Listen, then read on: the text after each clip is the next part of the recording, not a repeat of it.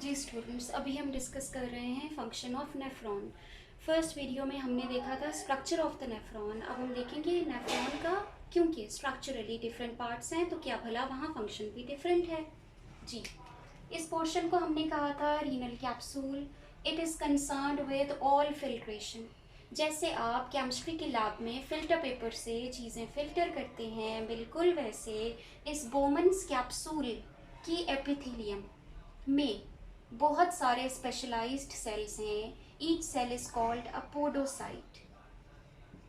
हर podocyte के cell में ऐसे साइटोप्लाज्मिक एक्सटेंशंस होती हैं जो ब्लड कैपिलरी को चारों तरफ से घेर लेती हैं, और यहाँ इन स्लिट्स के बीच में, इन साइटोप्लाज्मिक एक्सटेंशंस के बीच में बड़ी बड़ी स्लिट्स हैं। इसलिए यहाँ प्रेजेंट ब्लड जो प्रेशर के साथ आ रहा है, तकरीबन 80% कंटेंट यहाँ से बोमन्स कैप्सूल के अंदर चला जाता है। जैसे आप किसी भी लिक्विड के ऊपर टिश्यू पेपर को रखें, टिश्यू पेपर के अंदर बहुत सारे पोर्स होती हैं जो हर चीज़ को अंदर आने का रास्ता देते हैं, बिल्कुल वैसे इन पोडोसाइट्स के अंदर भी इतनी स्पेस है जो प्रेशर से आने वाले कंटेंट को आराम से बोमन्स कैप्सूल के अंदर आने देती है। ये पोजीशन है पोडोसाइट्स की, ठीक है। पोडोसाइट्स में से ब्लड फिल्टर होके बोमन्स कैप्सूल में आएगा और बोमन कैप्सूल से आगे प्रॉक्सिमल टिब्यूल में जाएगा। This one is proximal tubule, convoluted tubule and loop of Henle. Proximal tubule में पहुंचने वाले कंटेंट में सिर्फ दो चीज़ें नहीं हैं, बकाया ब्लड के सारे एलिमेंट्स हैं। वो कौन सी दो चीज़ें हैं जो सिर्फ ब्लड में हैं और यहाँ क्रॉस नहीं कर सकें, क्योंकि पोडोसाइट्स के बीच में गैप कम है, तो वो बड़ी बड़ी प्रोटीन्स WBCs और RBCs इसको क्रॉस नहीं कर सके। उसके अलावा बाकी हर कंटेंट यहाँ मौजूद है, यहाँ आ चुका। यहाँ आने वाले केमिकल को ख़ास नाम देते हैं, अब इसको फिल्ट्रेट बोलते हैं। तो WBC और RBCs को निकाल कर फिल्ट्रेट में और क्या क्या प्रेजेंट है, फिल्ट्रेट में सारे यूजफुल मटेरियल्स हैं, like amino acids, glucose, vitamins, सारे salts, urea, ammonia, hydrogen ions और बहुत सारा पानी।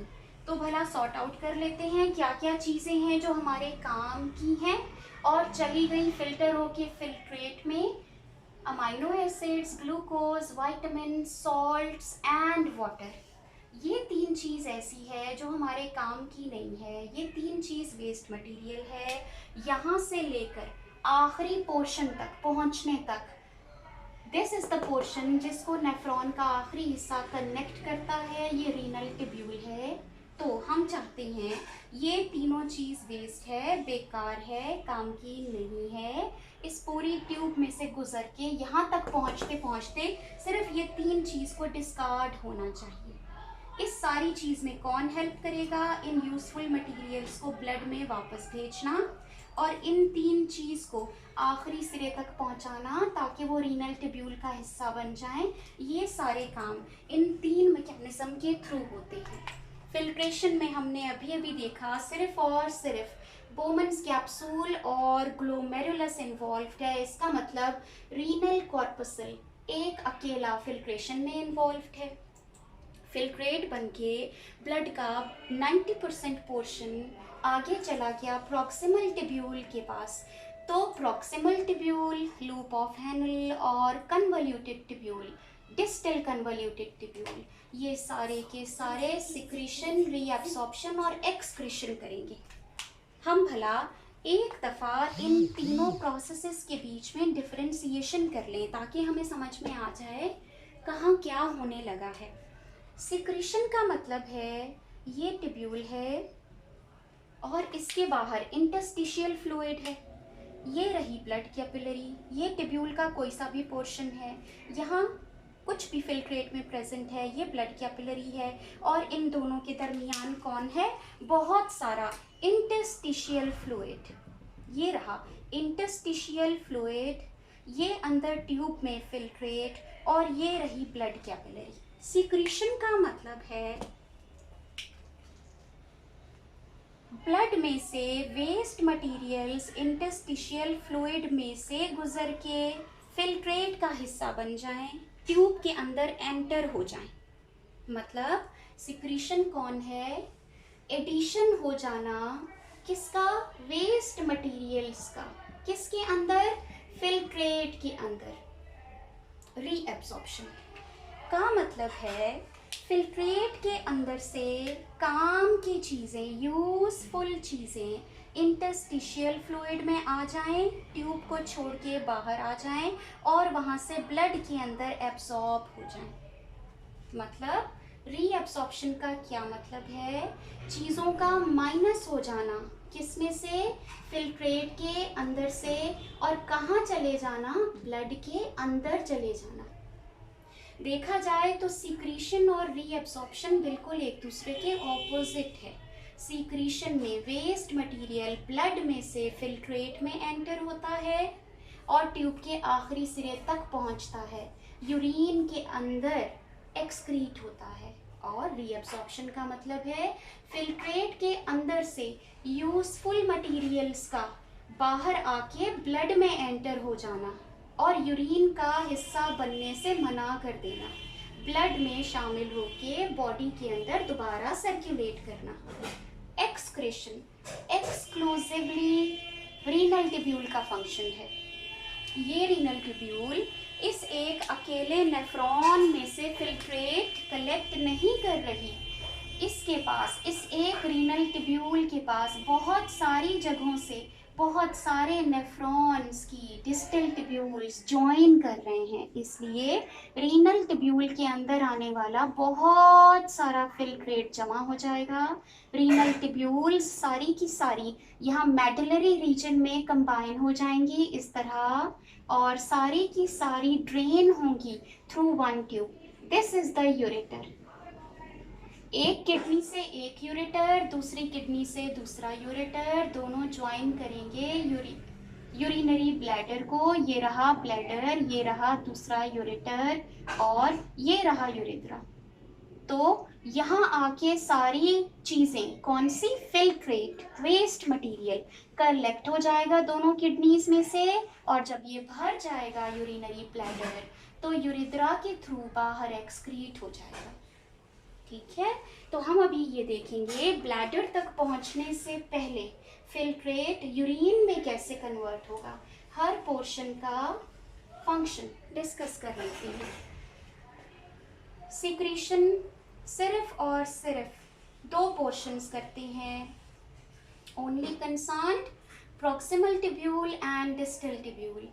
प्रॉक्सिमल और डिस्टल ट्यूब्यूल इन्वॉल्व्ड हैं सिक्रीशन में। बेकार चीज़ें ब्लड में से इनके अंदर यहाँ शामिल होंगी। और रीएब्सॉर्प्शन स्पेसिफिकली प्रॉक्सिमल भी इन्वॉल्व्ड है, डिस्टल भी इन्वॉल्व्ड है और लूप ऑफ हेनल भी इन्वॉल्व्ड है इसमें। इसका मतलब पूरे का पूरा ट्यूबुलर पोर्शन पहले सिरे से लेके आखिरी सिरे तक रीएब्सॉर्प्शन परफॉर्म करेगा, ताकि वेस्ट मटेरियल के साथ यूजफुल चीज़ें बाहर ना चली जाएं, ब्लड को वापस भिजवा दी जाए। एक्सक्रीशन एक्सक्लूसिवली रीनल ट्यूब्यूल का काम है, इसमें नेफ्रॉन के किसी हिस्से का कोई रोल नहीं है। ओके, अभी फंक्शन देख लेते हैं। हमने अभी अभी डिसाइड किया हमारे पास कौन कौन सी चीज़ें हैं जो बेकार नहीं हैं, जो किडनी को वापस कर देनी चाहिए ब्लड को। अभी अभी तो उसने ब्लड में से सारी चीज़ें लेकर फिल्ट्रेट बनाया, तो हमने अभी अभी डिसाइड किया कौन कौन सी चीज़ें हैं जो बेकार हैं और कौन सी चीज़ें हैं जो बेकार नहीं हैं। उसके अकॉर्डिंग हमने अभी अभी देखा हमारे पास है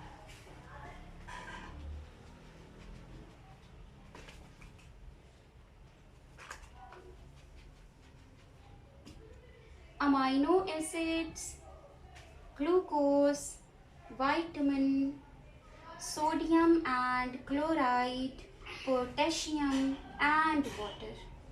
तो बेसिकली प्रॉक्सिमल ट्यूब्यूल इन सारी चीज़ों को, ब्लड को वापस कर देता है। ये रीएब्सॉर्प्शन का प्रोसेस है ब्लड को चीज़ें वापस जाएंगी, सारे की सारी एक ही मेथड से नहीं जाएंगी।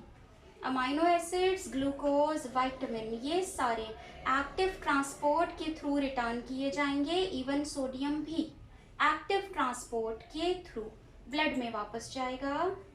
जैसे जैसे सोडियम फिल्ट्रेट में से निकल के इंटरस्टिशियल फ्लूइड और वहाँ से ब्लड में जाएगा, क्लोराइड और पानी भी उसको फॉलो करेगा। इन दोनों और इवन पोटेशियम का ट्रांसपोर्ट भी पैसिव है। ये तीनों चीज़ें भी टिब्यूल में से निकल के इंटरस्टिशियल फ्लूइड के अंदर आ जाएंगी, एनर्जी इस्तेमाल करके नहीं, बल्कि पैसिव ट्रांसपोर्ट के थ्रू। रीअब्सॉर्प्शन का एक हिस्सा हमने देखा प्रॉक्सिमल टिब्यूल परफॉर्म करेगा। डिस्टल टिब्यूल तक पहुंचने से पहले फिल्ट्रेट को गुजरना है हेनल्स लूप से। अभी कुछ देर पहले हमने लेक्चर 1 में डिसाइड किया था कि डिसेंडिंग लूप के अंदर ख़ास किस्म के चैनल्स हैं। दीज चैनल्स को बोलते हैं एक्वापोरेंस। आपको पूरे नेफ्रॉन में कहीं और एक्वापोरेंस नहीं लिखे। एक्वापोरेंस यहाँ प्रेजेंट है। इसका मतलब दिस मेम्ब्रेन, डिसेंडिंग लिम्फ की membrane, only and only permeable to water, सिर्फ और सिर्फ पानी को इजाज़त देगी कि तुम अंदर आओ या तुम बाहर जाओ। अब फिल्ट्रेट के अंदर पानी है, ठीक है, लेकिन फिल्ट्रेट कॉन्सनट्रेटेड है। कॉन्सनट्रेटेड का मतलब है चीज़ें बाहर से अंदर आएंगी। अगर बाहर मौजूद वाटर भी अंदर चला गया तो ये तो बड़ा डेंजरस होगा। ये फिल्ट्रेट डाइल्यूट होता चला जाएगा और जब ये आखिरी सिरे तक पहुंचेगा तो रीनल टिब्यूल में से होके यूरिन का पार्ट बन जाएगा। ये तो बॉडी के बिल्कुल फेवर में नहीं है। तो कोई ऐसा तरीका करना चाहिए कि बाहर का ये वाला पोर्शन, कौन सा पोर्शन, हेनल्स लूप के बाहर का ये वाला पोर्शन कॉन्सनट्रेटेड हो जाए, ये वाला पोर्शन हाइपरटोनिक हो जाए। जब ये पोर्शन हाइपरटोनिक हो जाएगा तो फिर क्या होगा, जब ये पोर्शन हाइपरटोनिक हो जाएगा तो फिल्ट्रेट कंपैरेटिवली इसके मुकाबले में डाइल्यूट हो जाएगा। आपको पता है जहाँ डाइल्यूट सोल्यूशन और कॉन्सनट्रेटेड हो, डाइल्यूट में वाटर ज़्यादा है, डाइल्यूट से वाटर मूव करेगा कॉन्सनट्रेटेड की तरफ और यहाँ प्रेजेंट पानी तकरीबन 90% बाहर आ जाएगा, फ्लूइड का हिस्सा बन जाएगा और इस फ्लूइड में से गुजर के इंटरस्टिशियल फ्लूइड में से गुजर के ब्लड में वापस चला जाएगा। हो गया कमाल। ऊपर अभी अभी हमने देखा प्रॉक्सिमल टिब्यूल में तकरीबन 90% अमाइनो एसिड्स, 95% ग्लूकोज और 95% विटामिन, सारे का सारा रिटर्न हो चुका है ब्लड को। ट्यूब से बाहर आ गया इंटरस्टिशियल फ्लूइड में और फ्लूइड में से ब्लड में वापस चला गया। तकरीबन 25% सोडियम भी इसके साथ बाहर आया और ब्लड को रिटर्न हुआ।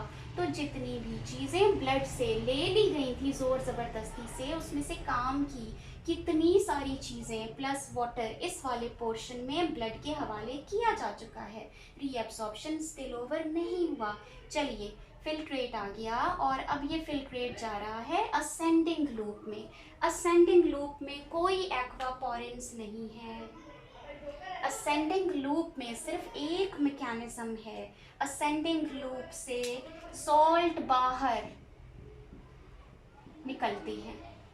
फिल्ट्रेट के अंदर जितना भी सोडियम, पोटेशियम और क्लोराइड बच गया है वो सारे का सारा फिल्ट्रेट से इंटरस्टिशियल फ्लूइड में बाहर आ जाएगा और इन्हीं आने वाले सॉल्ट की वजह से ही तो ये सारे का सारा फ्लूइड कॉन्सनट्रेट और हाइपरटोनिक बन गया। देखा आपने टेक्निक। लूप ऑफ हेनल का असेंडिंग लिम्ब सॉल्ट्स को बाहर रीअब्सॉर्ब करता है, ब्लड में वापस भेजता है। इंटरस्टिशियल फ्लूइड इन सॉल्ट की वजह से हाईली कॉन्सनट्रेटेड हो जाएगा और डिसेंडिंग लिम्ब से सिर्फ और सिर्फ एक चीज़ बाहर आती है, दैट इज़ वाटर। इसका मतलब सॉल्ट पहले बाहर आएगा, इस एरिया को हाईली कॉन्सनट्रेट करेगा, तभी तो वाटर बाहर आएगा। ठीक है, 90% वाटर का रीएब्सॉर्प्शन सिर्फ और सिर्फ हेनल्स लूप में होता है। हमारे पास आ गया फिल्ट्रेट। इस फिल्ट्रेट के अंदर काम की कोई भी चीज़ नहीं बच गई। अगर कोई चीज़ काम की बच गई तो वो सारे का सारा डिस्टिल ट्यूब्यूल परफॉर्म करेगा। क्या करेगा डिस्टिल ट्यूब्यूल? वो सारे के सारे की रीएब्सॉर्प्शन डिस्टिल ट्यूब्यूल के थ्रू होगी। अगर कोई सोडियम बच गया, कोई अमाइनो एसिड अभी भी रिमेनिंग है, ग्लूकोज कोई रिमेनिंग है, तो ये सारे के सारे यूज़फुल मटेरियल्स ब्लड को वापस भिजवाए जाते हैं इंटरस्टिशियल फ्लूइड के थ्रू। डिस्टल ट्यूब्यूल के फिल्ट्रेट में से ये चीज़ें बाहर आ जाती हैं। एक्टिव ट्रांसपोर्ट के थ्रू इनको बाहर भेजा जाएगा अगर ये बाकी हैं तो। इस दौरान एक और काम हो रहा है। हमने अभी अभी रीएब्सॉर्प्शन में प्रॉक्सिमल ट्यूब्यूल का रोल देखा। तकरीबन 90% सारे यूज़फुल मटेरियल्स प्रॉक्सिमल ट्यूब्यूल की वजह से ब्लड में वापस जाते हैं। डिस्टल ट्यूब्यूल का रोल देखा कि अगर कोई काम की चीज़ अभी भी बच गई तो वो काम की चीज़ डिस्टल ट्यूब्यूल के थ्रू ब्लड में वापस भेजी जाएगी। और हेनल्स लूप का रोल देखा। कोई अमाइनो एसिड, कोई ग्लूकोज, कोई विटामिन का यहाँ रोल नहीं है। हेनल्स लूप ऑल ओवर सारे का सारा कंसर्न्ड है वाटर की रीएब्सॉर्प्शन और सॉल्ट की रीएब्सॉर्प्शन। सॉल्ट की रीएब्सॉर्प्शन या उसका फ्लूइड में भिजवाए जाना फिल्ट्रेट में से एक तरह की मिमिक्री है, एक तरह का ड्रामा है। एक तरह से हेनल्स लूप इस एरिया को हाइपर कॉन्सेंट्रेट करता है और दूसरी तरफ से वाटर भिजवाता है डाइल्यूट होने की वजह से। तो ये एक तरीका हो गया कंजर्वेशन ऑफ वाटर के लिए। दोनों काम हेनल्स लूप कर रहा है। ये side highly permeable to water, this side only permeable to salt. यहाँ से पानी ना तो बाहर जा सकता है ना तो अंदर आ सकता है। एक चीज़ रह गई, सिक्रीशन। सिक्रीशन हमने देखा कौन है भला? वो वेस्ट मटेरियल्स जो अभी भी फिल्ट्रेट का हिस्सा हैं या अभी भी ब्लड के अंदर मौजूद हैं और ब्लड में से फिल्ट्रेट में भिजवाना ज़रूरी है ताकि आखिरी हिस्से के पास पहुंच के वो रीनल ट्यूब्यूल की यूरिन में शामिल होकर किडनी से बाहर एक्सक्रीट हो जाएं। अब भला कौन सी ऐसी बेकार चीज़ें हैं जो ब्लड के अंदर हो सकती हैं? ये रही ब्लड कैपिलरीज, पूरे के पूरे नेफ्रॉन को घेरे हुए इन ब्लड कैपिलरीज में से हाइड्रोजन आयन और पोटेशियम आयंस ब्लड में से निकलकर ऐड होते हैं प्रॉक्सिमल ट्यूब्यूल के अंदर। Hydrogen and ammonia ions, over here ammonia ions blood में, क्योंकि ये बेकार चीज़ है अमोनिया और हाइड्रोजन का एक पर्पस है, अभी देख लेंगे। अमोनिया और हाइड्रोजन आयंस ब्लड में से निकलकर फिल्ट्रेट के अंदर ऐड हो जाती हैं। अमोनिया तो टॉक्सिक है, बेकार चीज़ है। यूरिया में से भी अमोनिया ही बनेगा या यूरिया साइकिल में से यूरिया भी बनेगा। उसके अलावा जितना भी एक्स्ट्रा अमोनिया होगा वो ब्लड में से फिल्ट्रेट में आ जाएगा। हाइड्रोजन आयंस पर्पसफुली रिलीज होती हैं ताकि फिल्ट्रेट के अंदर की पीएच मेंटेन हो सके और यही सिक्रीशन का काम डिस्टल ट्यूब्यूल भी करेगा। डिस्टल ट्यूब्यूल के बाहर जो भी ब्लड कैपिलरीज हैं वो डिस्टल ट्यूब्यूल के अंदर कुछ खास चीज़ें फिल्ट्रेट के अंदर भेजेंगी। ब्लड में से निकल के इंटरस्टिशियल फ्लूइड में से गुजर के फिल्ट्रेट के अंदर ऐड होने वाली चीज़ें हैं hydrogen ions and potassium ions. तो ये वो वेस्ट मटेरियल्स हैं जो दो पोर्शंस में फिल्ट्रेट के अंदर ऐड हो जाते हैं ताकि आखिरी सिरे तक पहुंच के रीनल ट्यूब्यूल के अंदर यूरिन बन के एक्सक्रीट हो सके। यहाँ तक पहुँच के फिल्ट्रेशन, सिक्रीशन, रीअब्सॉर्प्शन का फंक्शन ओवर हो गया। अब हम आ गए एक्सक्रीशन पे। सारे का सारा फिल्ट्रेट जो रीनल ट्यूब्यूल के अंदर आता है, सारे के सारे नेफ्रॉन्स के अंदर से रीनल ट्यूब्यूल का काम है उस सारे को कलेक्ट करके ले जाना और कलेक्ट करके मेडुला के रीजन से गुजरना। यहाँ एक ख़ास चीज़ है जो रीनल ट्यूब्यूल के अंदर प्रेजेंट है, कहीं और प्रेजेंट नहीं है। यहाँ ख़ास किस्म की प्रोटीन डोर्स या विंडोज़ हैं, इनको प्रोटीन चैनल्स कहते हैं। इन प्रोटीन चैनल्स के थ्रू थोड़ा सा यूरिया बाहर एक्सक्रीट होता है। ये एक और मैकेनिज़्म है किडनी का, ताकि इस एरिया में कंसंट्रेशन हाई रखी जाए। अब उसकी वजह से क्या होगा, ये बाहर का पोर्शन, बाहर का सोल्यूशन अगर हाइपरटोनिक बन गया, यहाँ मौजूद बकाया पानी चाहे वो 1% रह गया, सारे का सारा पानी अंदर के फिल्ट्रेट से कॉन्सेंट्रेटेड सोल्यूशन में बाहर आ जाएगा और ब्लड में शामिल होकर रीएब्सॉर्प्शन का आखिरी रूल फॉलो करेगा। इसका मतलब रीनल ट्यूब्यूल में से यूरिया पर्पसफुली बाहर की तरफ रीअब्सॉर्ब होता है। ये यूरिया ब्लड के अंदर नहीं जाता, इसको रिटेन रखता है ये सारे का सारा फ्लूइड जिसमें सोडियम क्लोराइड पहले से प्रेजेंट है। एक तो सोडियम क्लोराइड, दूसरा यूरिया, इन दोनों की प्रेजेंस की वजह से किडनी का ये पोर्शन जो मेडला कहलाता है हाईली कॉन्सनट्रेटेड है, हाईली सॉल्टी है और ये लाजमी है। क्यों? क्योंकि जैसे जैसे नीचे की तरफ फ्लूइड फिल्ट्रेट डिसेंड करेगा, उसके अंदर से मैक्सिमम पानी वापस ब्लड को भिजवाया जाए। ये करने के लिए लाजमी है कि सॉल्ट और यूरिया कॉन्सेंट्रेशन मेडला के रीजन में हाई रखी जाए।